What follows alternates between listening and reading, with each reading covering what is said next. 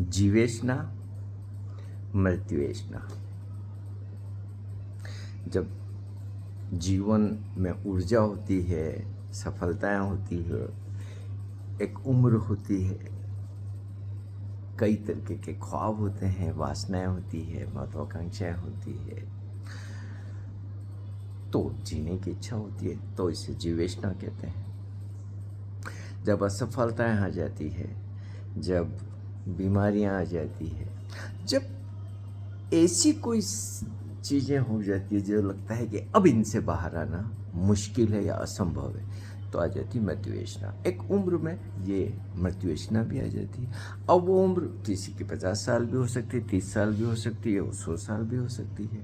जिन देशों में इच्छा मृत्यु को कानूनन किया गया, वहाँ बच्चों तक को इच्छा मृत्यु दी जा रही है, क्योंकि उनके भी जीवन में ऐसी कोई बीमारियाँ हो गई या कुछ हो गया, तो सोचा जा रहा है कि उनको, तो इसका कोई उम्र से लेना देना नहीं है कि इस उम्र में मृत्युवेशना आएगी। इसका लेना देना कई दूसरी चीजों से भी प्रभावित होता है। अब मैं स्वीकारता हूं कि एक पिछले कुछ सालों से मैं थोड़ा मृत्युवेशना से भरा हूं। दिन में एक आध बार तो ख्याल आ ही जाता है कि अब जाया जाए। इवन छोटी सी भी कोई समस्या आती है तो मन उसी वक्त कहता है अब शरीर को छोड़ा जाए, क्योंकि मृत्युवेशना का असर इतना ज्यादा हो चुका है। उसका कारण क्या है? मैं जो सोचता हूँ, वो जो चीजें जिस तरीके से हुई मेरे जीवन में, अगर वो नहीं होती तो हो सकता है कि मैं इस मृत्युवेशना के असर में नहीं आता। जैसे कि जो मैं पुणे में था और पुणे में काम कर रहा था, तो उसमें खुश था। मैं पुणे बहुत पसंद करता हूँ। मैं पुणे में जन्मा नहीं मेरी कोई वो जन्मस्थली रही, लेकिन पुणे को मैं बहुत प्यार करता हूँ। जहाँ मैं जन्मा उस जगह को मुझे कभी ख्याल भी नहीं आता। पुणे मुझे बहुत याद आता है। पुणे पता नहीं क्यों इतना गहरे से बसा हुआ है। तो पुणे छोड़ना, या पुणे में जो काम कर रहा था छोड़ना, अगर वो नहीं छोड़ता, अगर वो नहीं होता, तो न तो इतना जीवन जटिल होता, क्योंकि अकेले हैं, कोई साथ नहीं, कोई सहयोग नहीं। तो एक सिस्टम के सहयोग से हम रोटी भी खा रहे थे, चाय भी पी रहे थे, और काम भी कर रहे थे, और काम के भी थे। तो जिस जगह से भावनात्मक रूप से, मानसिक रूप से, शारीरिक सुरक्षाओं के रूप से बहुत प्रेम किया, जिसे चाहा, वहाँ से निकाल दिए गए। तो पहला असर जो मैं मृत्युवेशना की तरफ बढ़ा, उसमें एक चरण तो वो हो गया, और वो बहुत प्रमुख चरण है, क्योंकि जो बहुत सारी परेशानियां आई वो बाद में आई, उनकी मुझे जरूरत ही नहीं थी। तो ठीक है, फिर भी वापस से जीवन को जमाने के लिए अपने दम पे अकेले एक उम्र के बाद भी बहुत कठोर श्रम किया, बहुत कठोर श्रम किया, और छोटा मोटा अपना काम जमा लिया, जिससे मेरी थोड़ी सी रोजी रोटी चलने के लिए, क्योंकि मेरे को भी पैसा तो चाहिए ना भाई, रोटी के लिए भी चाहिए, बीमार हो जाऊँ तो दवाई चाहिए, 10 दूसरी चीज़ें चाहिए, तो पैसा कमाने लगा। और पैसा एक बड़ी ताकत होती है, मॉनेटरी टॉनिक। और उम्र भी हो गई थी, तो मैं भाई मेरा काम ऐसा हो गया था कि चलो ठीक है यार, अब मैं थोड़ा सा आराम कर सकता हूँ। बहुत संघर्ष और पीड़ाएं और तकलीफ़ें देख ली, अब सब कुछ। तो एक झटके में नोटबंदी आई और सब हड़प गई, सब साफ कर गई। फिर से मैं अनाथ हुआ आर्थिक रूप से, फिर से मैं अकेला पड़ गया, क्योंकि सफलता में आपके साथ बहुत होते हैं, जब असफलता आ जाती तो कोई साथ नहीं होता है, और पर्टिकुलरली पैसा अगर नहीं हो तो कोई नहीं पूछता है।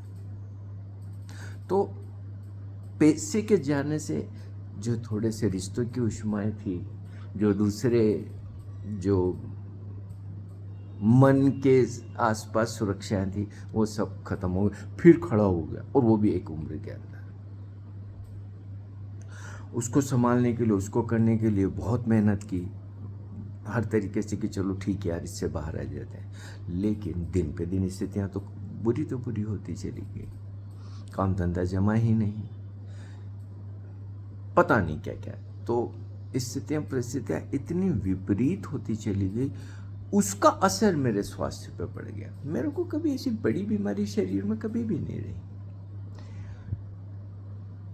क्योंकि न मैं बहुत नियमित जीवन जीता हूँ, बहुत स्वास्थ्य का ध्यान रखता हूँ, और बहुत ज़्यादा ध्यान रखता हूँ। जब मुझे शुगर हुई तो हमारे एक जो रिजॉर्ट में मिलने वाले थे, उन्होंने कहा आपको कैसे शुगर आ गया, आप तो इतना ध्यान रखते हो स्वास्थ्य का, तो चलो। तो फिर बीमारियाँ आने लगी, और बीमारियों के असर मेरे पे बहुत ज़्यादा होने लगे, और फिर हार्ट अटैक आ गया। क्योंकि ऐसे तनाव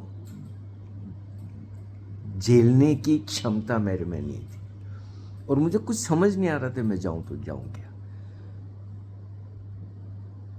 1000 रुपए का भी अगर कोई खर्चा आ जाए तो मुझे चक्कर आ जाते थे। निश्चित रूप से ऐसे खतरनाक समय में कुछ मित्रों का मुझे बहुत सहयोग रहा, और मुझे बहुत बल मिला उनसे। निश्चित रूप से मैं आज भी जिंदा हूँ तो मेरे उन सारे मित्रों का, जिनने मुझे सहयोग किया, उसका बहुत बड़ा योगदान रहा। कुछ मित्र तो ऐसे हैं जिनका मैं बहुत आदर करता हूँ, बहुत प्रेम करता हूँ। देवता अगर होते हैं तो ऐसे होते हैं। तो चल निकला, लेकिन बीमारियां जो आ गई शरीर में, वो जो हार्ट अटैक आने के बाद जो स्टेंट लगे, तो मुझे स्टेंट लगने के बाद मेरा शरीर कभी भी स्वस्थ नहीं हुआ। फिर परेशानियां रही शरीर में, फिर रही परेशानियां, दिन पे दिन नई नई परेशानियां आती चली गई। अब ये स्टेंट लगने से ऐसा होता है कि मेरे मन के असर शरीर पे आते चले गए, तो वो भी हो गया, वो भी होता चला गया। तो हर थोड़े दिन में नई बीमारियां, हर थोड़े दिन में नई जांचें, नए डॉक्टर, नए ये वो सब। कभी मेरी आंखें खराब होती, कभी मेरे दांत खराब होते, कभी मेरे घुटनों में दर्द होता है, कभी मेरे को किसी और तरीके की मानसिक शारीरिक परेशानी आ जाती है। तो और फिर कमाई धंधा तो जमा ही नहीं, बेबस का बेबस रह गया, असहाय का असहाय रह गया। बहुत कोशिशों के बावजूद आज भी बहुत मेहनत कर रहा हूँ, लेकिन कमाई नहीं हो रही है कुछ भी। अब रोज़ बसों में 200-200 300-300 किलोमीटर जाके आना आसान तो नहीं है। एक स्वस्थ व्यक्ति के लिए ही परेशानी हो जाती है, तो मेरा तो स्वास्थ्य भी ठीक नहीं रहता है। 1-2 घंटे 3 घंटे बस में बैठना, भीड़ भरी बसों में बैठना, गर्मी, बदबू, चीख चिल्लाहट, बसों के लगातार हॉर्न, पा पा पा। मैं आवाज़ से बहुत डरता हूँ, बहुत घबराता हूँ। ये बहुत बड़ा कारण था कि मैंने पूना छोड़ा था, क्योंकि वहाँ ट्रैफिक की आवाज़ें बहुत तेज़ हो गई थी। पता नहीं क्यों मेरे को भीड़ और ट्रैफिक या आवाज़, ये दोनों से मैं बहुत घबराता हूँ, लेकिन उस बीच के बीच जाके तो आना पड़ता है। तो ये सब करने के बाद भी कहीं से कोई आशा की किरण नहीं आती। इन सब का असर ये हुआ कि अब मैं धीरे धीरे सोचने लगा कि अब यहाँ से जाना ही बेहतर है। ये मैंने कुछ सोचा नहीं, पर अपने आप ऐसे इनबिल्ट सिस्टम में आता चला गया, मृत्यु वेशना आती चली गई। अब इतनी ज़्यादा मृत्यु वेशना ने घेर लिया कि छोटा सा भी कुछ होता है, मेरा मन अंदर से उसी को कहता है कि अब नहीं जीना। इवन थोड़ी सी गर्मी भी लग जाए तो एकदम से मन ये नहीं कि चलो यार बिजड़ने से हवा कर रहे हैं, थोड़ी तो ठंडक हो जाएगी, रहेगी ठंडक। वो करता भी हूँ, लेकिन साथ के साथ अब यार इनफ। और फिर निश्चित ये स्वीकारता हूँ कि कोई ऐसी ताकत, ऐसा कोई बल नहीं आ रहा है जो मृत्यु वेशना को पीछे करे। रिश्ते ज़्यादा ऐसे कोई है नहीं, और ठीक है, ऐसा ही जीवन चलता है। असफल का कोई साथी नहीं होता है, कोई रिश्ता नहीं बनाता है। ये तो बिल्कुल मानी बात है कि उगते सूरज को सब प्रणाम करते हैं, अस्त होते सूरज को कौन पूछता है।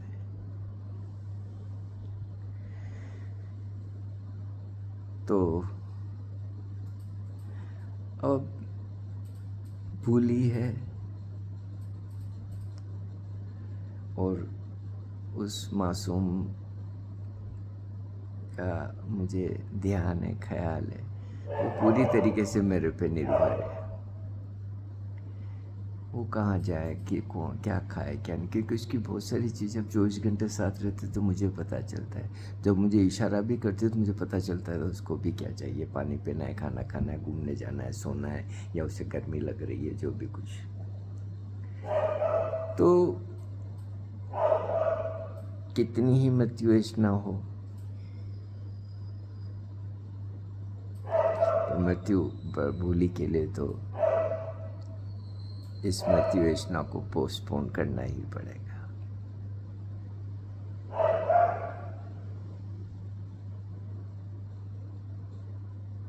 मैं काफ़ी सारे इतने सालों में अर्थशास्त्रियों को, भारत के विदेशों के काफ़ी विशेषज्ञों को लगातार सुनता आया हूँ, पढ़ता आया हूँ।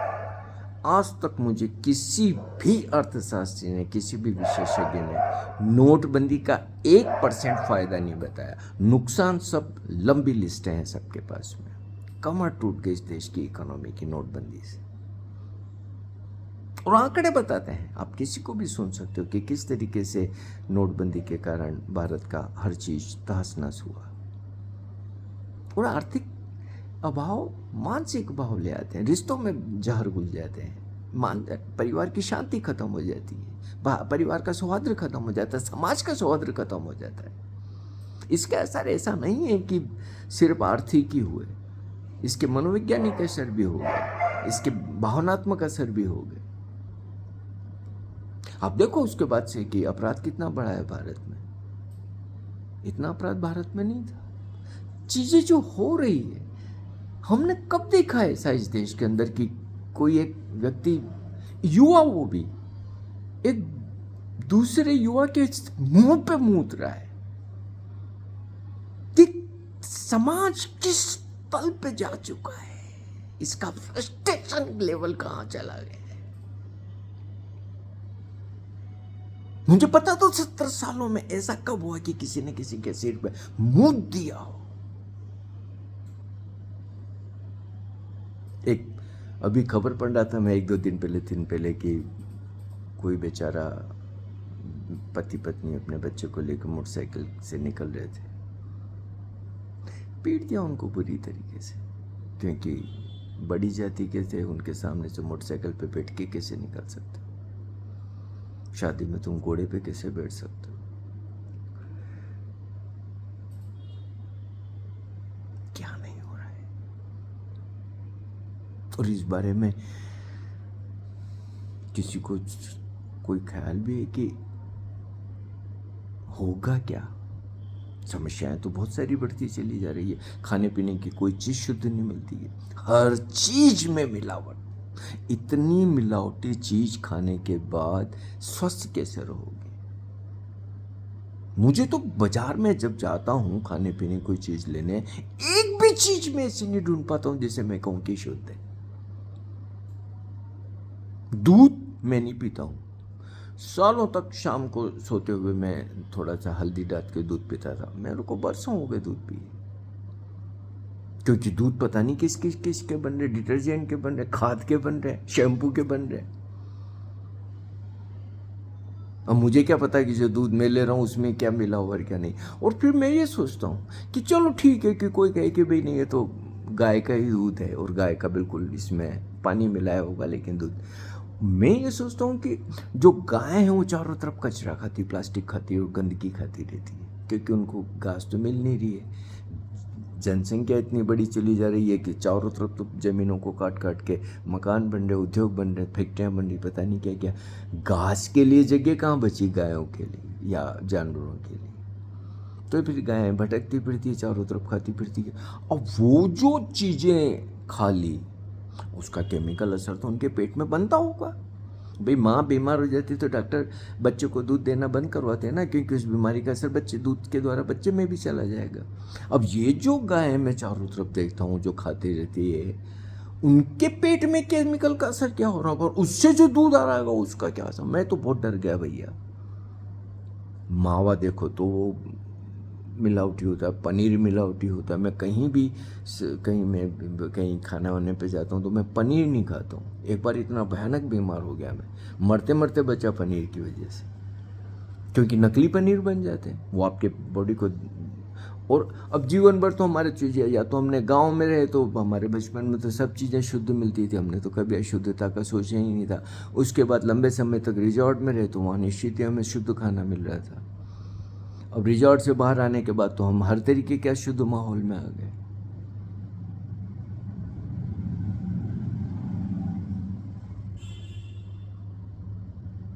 ध्वनि प्रदूषण बेतहाशा है, ऐसे ऐसे डीजे बजते हैं। और आजकल तो एक नई बीमारी शुरू हो गई, हर थोड़ी देर में कोई न कोई ठेला गाड़ी वाला निकलेगा, कोई न कोई जो वो बेच, उनके लाउड स्पीकर लगे होते हैं छोटे, भंगार दे दो, ये कर दो, बाल दे दो, 2,000 रुपये किलो में बाल दे दो। हर 10 मिनट 5 मिनट में कोई न कोई निकलेगा। हॉर्न तो बज ही रहे हैं लगातार, डीजे बज रहे हैं लगातार, पटाखे छोड़े जा रहे हैं लगातार।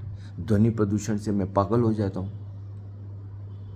वायु प्रदूषण की तो हालत ऐसी है कि सांस भी कैसे लो, शुद्ध पानी पीने का है कहाँ, होता ही नहीं, क्योंकि हमारे ज़मीन में इतने केमिकल जा चुके, उससे आया हुआ पानी शुद्ध नहीं हो सकता स्वास्थ्य के लिए। हमारे रिजॉर्ट में तो ऐसी उच्च मशीनें लगी हुई थी कि 100% शुद्ध पानी होता था, ऐसे ही पीते रहे। अब जो भी है वो सब पी रहे हैं। तो निश्चित रूप से मैं ये कहूँगा कि रिजॉर्ट से बाहर आना एक बहुत बड़ा मेरे जीवन पे प्रहार हुआ। वहाँ पे मैं शारीरिक, मानसिक, भावनात्मक, आध्यात्मिक हर रूप से बहुत सुरक्षित था।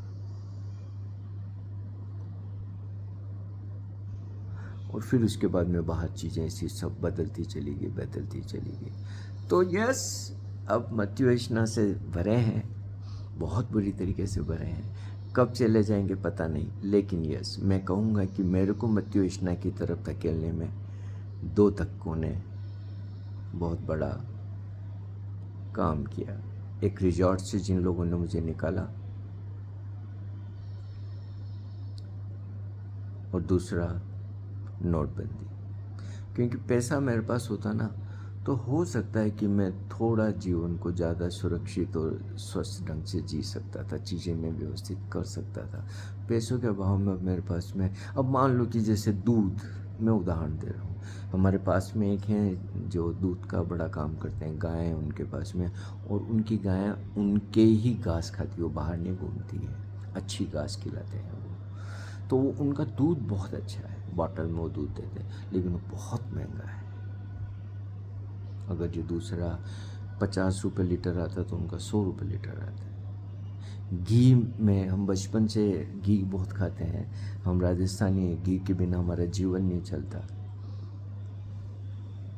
ओशो ने एक बार कहा ना प्रवचन में कि राजस्थान में तुम जाओ तो घी में खाना तैरता है, और ये बिल्कुल सच है। हम लोग घी बहुत ज़्यादा खाते हैं, दाल बाटी सब में मेरे को घी इतना चाहिए। मैं चावल में, नूडल्स में भी घी डाल के खाता हूँ।